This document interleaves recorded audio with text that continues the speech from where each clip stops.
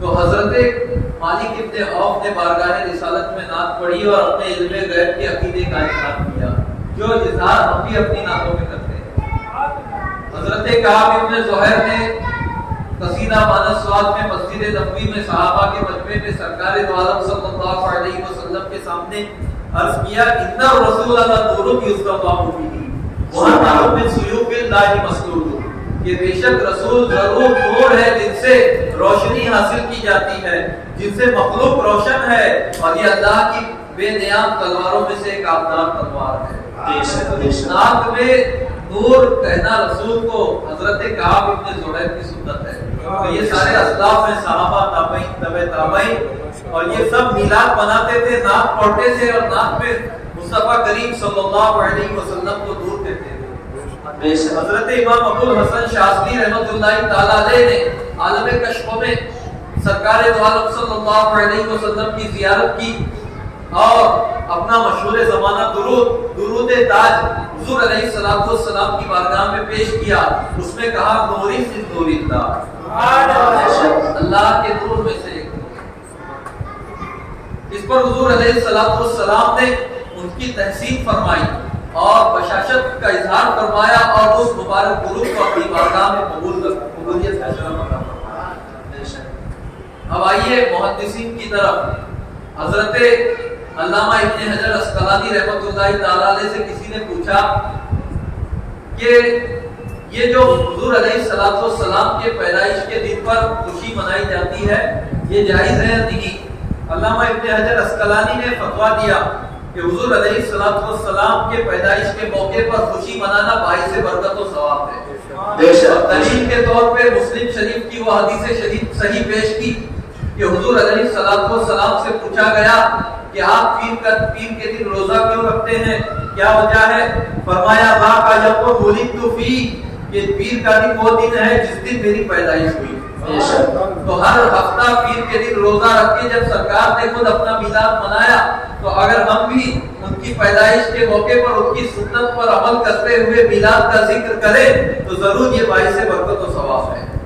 علامہ ابن حجر اسقلانی وہ ہستی ہیں کہ جن کی فتح الباری کو میلاد کے منکرین بھی پڑھتے پڑھاتے ہیں۔ وہ اور بات ہے کہ یہ لوگ علماء اور اولیاء اور بہت سارے محدثین کی کتابیں پڑھتے پڑھاتے ہیں، مگر ان کے عقیدے کو اپنے حلق سے نیچے اپنے دل میں نہیں اتارتے۔ ارے محدثین اور مفسرین کی کتابیں تو بات کی چیز ہے، قرآن مجید پڑھتے ہیں مگر قرآن مجید زبان سے پڑھتے ہیں، زبان کے نیچے حلق ہے، حلق سے نیچے دل ہے۔ یہ زبان سے تو پڑھتے ہیں لیکن اپنے حلق کے نیچے دل میں نہیں اتارتے۔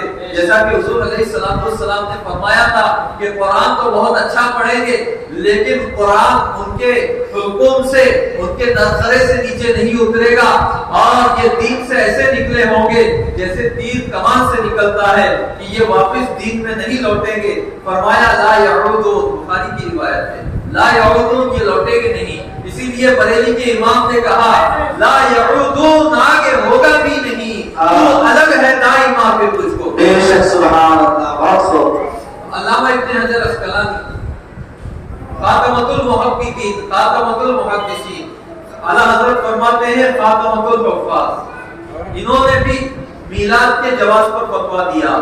اور حافظ ابن کثیر جو ابن تیمیہ کے شاگرد ہیں اور جن کی تفسیر ابن کثیر کو میلاد کے منکرین حرز جاں بنائے ہوئے ہیں، وہ السیرۃ النبویہ میں میلاد کے جواز و استحسان، وہ السیرۃ النبویہ میں بھی اور اپنی کتاب البدایہ والنہایہ میں بھی میلاد کے جواز اور استحسان کا قول کرتے ہیں، اور میلاد کے جواز پر انہوں نے ایک نہیں، دو نہیں، 3 رسالے لکھے۔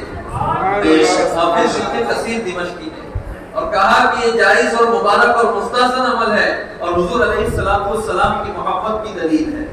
اور آگے بڑھیے، اور آگے بڑھتے ہیں۔ امام جلال الدین سیوطی رحمۃ اللہ تعالی علیہ جو 10ویں صدی ہجری کے 11ویں صدی ہجری کے مجدد ہیں، آپ نے میلاد کے جواز و استحسان پر رسالہ لکھا اور مختلف دلائل سے اسے ثابت کیا اور اعتراض کرنے والوں کے سارے اعتراضات کا دندہ شکن جواب دیا۔ بے شک بے شک۔ امام ابن حجر مکی رحمۃ اللہ تعالی علیہ نے میلاد کے جواز و استحسان پر رسالہ لکھا۔ یہ 500 700 800 سال پرانے بزرگوں کی میں مثال دے رہا ہوں۔ اسی طریقے سے محدث مکہ ملا علی قاری رحمۃ اللہ تعالی علیہ، جنہیں بعض لوگوں نے 10ویں صدی ہجری کا مجدد بھی کہا ہے، اور بھوپالی نے اپنی کتاب میں ان کی بڑی شان بیان کی ہے۔ ملا علی قاری رحمۃ اللہ تعالی علیہ، انہوں نے المورد الربی فی مولد النبی نامی کتاب لکھی اور حضور علیہ السلام کے میلاد کو جائز کہا، بلکہ باعث برکت و ثواب کہا، اور یہ ثابت کیا کہ حضور علیہ السلام نور ہے۔ نور والی روایت پیش کی اس کتاب میں۔ اسی طرح آگے بڑھتے رہیں تو ہر دور اور ہر زمانے میں میلاد کے جواز و استحسان پر کتابیں لکھنے والے محدثین، مفسرین اور فقہا آپ کو ملیں گے۔ شیخ عبدالحق محدث دہلوی رحمۃ اللہ تعالی علیہ فرماتے ہیں کہ میرے کسی عمل کے بارے میں مجھے کوئی بھروسہ نہیں ہے، کسی بھی عمل کے بارے میں کوئی بھروسہ نہیں، ہاں امید ہے میرے ایک عمل سے متعلق کہ وہ اگر قبول ہو گیا تو میرے لیے باعث مغفرت و نجات ہے، اور میرا وہ عمل وہ ہے کہ میں مکہ شریف میں 12 ربیع الاول کی تاریخ میں حاضر تھا۔ وہ رات جس رات حضور علیہ السلام کی پیدائش ہوئی، جس مکان میں ہوئی، اس مکان میں اہل مکہ جمع ہوتے ہیں اور حضور علیہ السلام کے میلاد کا ذکر کرتے ہیں، صلاۃ و سلام پڑھتے ہیں۔ شیخ عبدالحق محدث دہلوی 450 سال سے زائد ہو گئے، 450 سال سے بھی زیادہ ہو گئے، وہ اپنا مشاہدہ نقل کر رہے ہیں کہ اس زمانے میں مکہ کے سنی مسلمان خوش عقیدہ اہل محبت اس مکان میں جمع ہوتے تھے جس مکان میں حضور علیہ السلام پیدا ہوئے، اور جمع ہو کر میلاد مبارک منایا کرتے تھے، نعت پڑھا کرتے تھے۔ شیخ عبدالحق محدث فرماتے ہیں کہ میں بھی اس رات اہل مکہ کے ساتھ جمع ہوا، اور میں نے بڑی ہی عقیدت و محبت کے ساتھ اور بڑی ہی والہانہ کیفیت کے ساتھ مصطفیٰ جان رحمت صلی اللہ علیہ وسلم کی بارگاہ میں نعت پڑھی اور صلاۃ و سلام کے نذرانے پیش کیے۔ مجھے امید ہے کہ وہ قبول ہو جائے گا، اور وہ عمل قبول ہو گیا تو میرے لیے میری نجات کے لیے وہی کافی ہے۔ سبحان اللہ۔ تو میلاد وہ مبارک عمل ہے کہ جس عمل پر نجات کی امید لگاتے ہیں اللہ کے ولی، اور یہ کیسے بدبخت ہے جو میلاد کو بدعت کہتے ہیں۔ اور آگے بڑھیے، شاہ ولی اللہ محدث دہلوی رحمۃ اللہ تعالی علیہ، جن کو میلاد کے منکرین بھی اپنا بڑا کہتے ہیں، شاہ ولی اللہ محدث دہلوی رحمۃ اللہ تعالی علیہ کی کتاب ہے فیوض الحرمین۔ فیوض الحرمین میں اس فقیر نے دیکھا کہ شاہ ولی اللہ اپنا مشاہدہ بیان کرتے ہیں، لکھتے ہیں کہ میں 12 ربیع الاول کی رات کو مکہ شریف میں موجود تھا، اس مکان میں جس مکان میں ولادت باسعادت ہوئی، میں اہل مکہ کے ساتھ حاضر ہوا اور میلاد پڑھا جا رہا تھا کہ میں نے دیکھا کہ یہ اچانک محفل میں سے کچھ انوار اٹھ رہے ہیں۔ میں نے ان انوار کا مشاہدہ کیا، جب میں نے ان انوار میں تأمل کیا تو مجھے نظر آیا کہ یہ انوار ان فرشتوں کے انوار ہیں جو میلاد مبارک کی محفل میں حاضر ہونے کے لیے۔ تو شاہ ولی اللہ کے نام لیوا کس منہ سے یہ کہتے ہیں کہ شاہ ولی اللہ ہمارے ہیں؟ دیکھو شاہ ولی اللہ اپنی کتاب فیوض الحرمین جو چھپی ہوئی ہے، چھپی ہوئی بات نہیں ہے، چھپی ہوئی کتاب ہے، فارسی میں بھی ہے، اردو میں بھی ہے، اس میں وہ یہ روایت، یہ اپنا مشاہدہ بیان کرتے ہیں کہ میلاد کی محفل میں میں نے انوار و تجلیات دیکھے جو فرشتوں کے انوار تھے۔ معلوم ہوا کہ جس جگہ پر ذکر مولود ہوتا ہے وہاں پر فرشتے حاضر ہوتے ہیں، اور نورانی فرشتے اپنے انوار و تجلیات کے ساتھ حاضر ہوتے ہیں۔ تو جو بندہ میلاد کی محفل میں بیٹھتا ہے اس کے لیے بشارت ہو کہ وہ نورانی محفل میں بیٹھا ہے, فرشتوں کی صحبت میں بیٹھا ہے اور نور کی برسات ہوتی ہے وہاں. کہنے والے نے کہا نور کی برسات ہوتی ہے وہاں جس جگہ پر محفل موجود ہے. بے شک سبحان اللہ ماشاء اللہ بہت خوب. درود پاک پڑھیں. اللہم صلی علی سیدنا محمد وعلی الجود والکرم. صلاۃ و سلام علیک یا وعلیہ رسول وسلام علیک یا رسول اللہ وعلی آلک و صحبک یا شفیعنا یوم الجزا. تو میں یہ عرض کر رہا تھا کہ میلاد کی محفل میں جو ہوتا ہے وہ صحابہ سے ثابت ہے. نعت پڑھی جاتی ہے, تقریر کی جاتی ہے, ایک دوسرے سے دین کی باتیں بتانا, یہ صحابہ کی سنت, حضور علیہ الصلوۃ والسلام کی سنت, اس کا بھی کوئی انکار نہیں کر سکتا. اور ایک دوسرے کو میٹھا کھلانا, یہ بھی حضور علیہ الصلوۃ والسلام کی سنت. بہت ساری روایتوں میں آیا کہ سرکار دو عالم صلی اللہ علیہ وسلم کے پاس کھانے کی کوئی چیز آتی تو اصحاب صفہ کو جمع فرماتے اور انہیں کھلاتے. تو مسلمان کو کھانا کھلانا یہ بھی مصطفیٰ جان رحمت صلی اللہ علیہ وسلم کی سنت. حضرت عبداللہ بن سلام رضی اللہ تعالیٰ عنہ نے حضور علیہ السلام سے پوچھا ایو الاسلام افضل, کون سا اسلام زیادہ افضل ہے, یعنی اسلام کا کون سا عمل زیادہ فضیلت والا ہے. حدیث صحیح میں ہے, حضور علیہ السلام نے ارشاد فرمایا افشاء السلام. بعض روایتوں میں آیا حکم کے ذریعے فرمایا افشوا السلام, سلام پھیلاؤ. وَأَطْعِمُوا الطَّعَامَ, اور کھانا کھلاؤ. تو مسلمان کو کھانا کھلانا یہ اسلام کے افضل ترین اعمال میں سے ہے. سرکار غوث پاک کا ارشاد ہے کہ تمام نوافل میں میرے نزدیک مسلمان کو کھانا کھلانے سے افضل کوئی عمل نہیں. تو مسلمان کو کھانا کھلانا, چاہے وہ نیاز کی شکل میں ہو, چاہے وہ میٹھے کی شکل میں ہو, چاہے وہ تیکھے کی شکل میں ہو, مسلمان کو کچھ کھلانا یہ سنت رسول ہے اور اس کی فضیلت خود آقا کریم صلی اللہ علیہ وسلم نے بیان کی.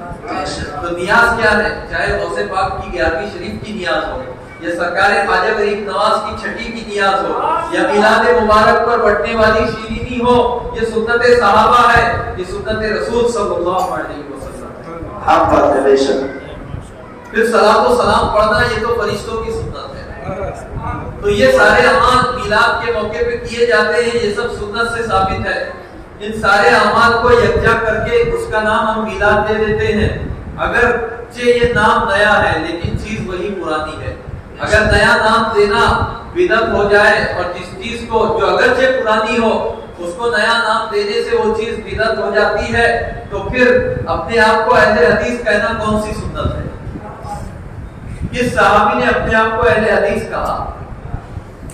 ہاں, اہل سنت کہنا صحابی سے ثابت ہے, حدیث موجود ہے. اہل سنت اور اہل جماعت کہنا یہ صحابہ سے ثابت ہے, لیکن اہل حدیث کہنا نہ صحابی سے ثابت ہے نہ تابعی سے ثابت ہے. یہ بدعت ہی ہے اور یہ اپنے آپ کو اہل حدیث کہتے ہیں. تو اگر یہ اپنے آپ کو اہل حق کہتے ہیں تو تم لوگوں نے بھی تو اپنے آپ کو نیا نام دیا. نیا نام دے کر تم خود بدعتی ہو گئے. تمہارے اپنی منطق میں جو ہے تم خود پھنس گئے. الجھا ہے پاؤں یار کا زلفے دراز میں, تو آپ اپنے نام میں سیاد آ گیا. تو اگرچہ ہم اسے میلاد کہتے ہیں, یہ نام بظاہر نیا ہے, حقیقت میں حضرت عباس ابن عبد المطلب اسلاف میں سے ہے. عنوان ہے اسلاف اور عید میلاد. حضرت عباس بن عبد المطلب نے نعتیہ اشعار کہے تھے, ان میں کہا تھا وَأَنْتَ لَمَّا وُلِدْتَ أَشْرَقَتِ الْأَرْضُ, یا رسول اللہ صلی اللہ علیہ وسلم جب آپ پیدا ہوئے تو زمین روشن ہو گئی. وَضَاءَتْ بِنُورِكَ الْأُفُقُ, اور آپ کے نور سے زمین کے کنارے افق روشن ہو گیا. وَنَحْنُ فِي ذَلِكَ النُّورِ وَفِي ذَلِكَ الضِّيَاءِ سُبُلُ الْهُدَىٰ نَحْتَرِقُ, اور اسی نور اور اسی روشنی میں ہم ہدایت کے راستے طے کرتے ہیں اور چلتے ہیں. تو حضور علیہ السلام جب آپ پیدا ہوئے تو نور پھیل گیا. یہی تو اسی انداز میں تو ہم اہل سنت میلاد مناتے ہیں کہ جب آپ تشریف لائے روشنی پھیل گئی, ہدایت پھیل گئی, ہدایت کا نور پھیلا, کفر کے اندھیرے چھٹ گئے اور روشنی ایسی پھیلی, ایسی روشنی پھیلی کہ آپ کی نور کے روشنی میں حضرت آمنہ نے مکہ میں رہتے ہوئے ملک شام کے شہر بصرہ کے محلات کو دیکھ لیا. تو یہ اسلاف ہے جنہوں نے ہمیں بتایا. تو لفظ ولادت یہ بھی صحابہ کرام کی سنت ہے. اور اس لفظ کے ساتھ میلاد بیان کرنا یہ بھی سنت صحابہ ہے. تو اسے بدعت کہنے والے سنت کو سمجھتے ہی نہیں، نہ انہوں نے دین سمجھا، نہ انہوں نے قرآن سمجھا، بلکہ میلاد کا انکار کر کے خود بدعتی ہو گئے. کیونکہ میلاد کا انکار تو نہ کسی صحابی نے کیا، میلاد کا انکار نہ کسی آیت میں آیا، میلاد کا انکار نہ کسی حدیث میں آیا، میلاد کا انکار کسی ولی نے بھی نہیں کیا. لہذا آج جو میلاد کا انکار کر رہا ہے وہ دین پر زیادتی کر رہا ہے، وہ نیا عقیدہ گڑھ رہا ہے، اور وہ بدعتی اور وہ گمراہ اور بدمذہب اور بددین ہے. اور جو میلاد منا رہے ہیں وہ اہل سنت و جماعت ہے، ان کا طریقہ سنت رسول کے مطابق ہے، ان کا طریقہ جماعت صحابہ کے مطابق ہے. حشر تک ڈالیں گے ہم پیدائش مولا کی دھوپ، مثل فارس نجد کے قلعے گراتے جائیں گے، اور خاک ہو جائیں عدو جل کر مگر ہم تو رضا، دم میں جب تک دم ہے ذکر ان کا سناتے جائیں گے. بے شک استغفر اللہ لی ولکم ولسائر المؤمنین. السلام علیکم ورحمۃ اللہ تعالی وبرکاتہ. آپ معمار ملت چینل کو سبسکرائب کریں، لائک کریں، اور اپنے مفید مشوروں سے، کمنٹ سے، مثبت کمنٹ سے ہمیں نوازیں. آپ سے گزارش ہے کہ اس چینل کو زیادہ سے زیادہ سبسکرائب کریں تاکہ ہم ہمارے پیغام کو دنیا کے کونے کونے تک پہنچا سکیں.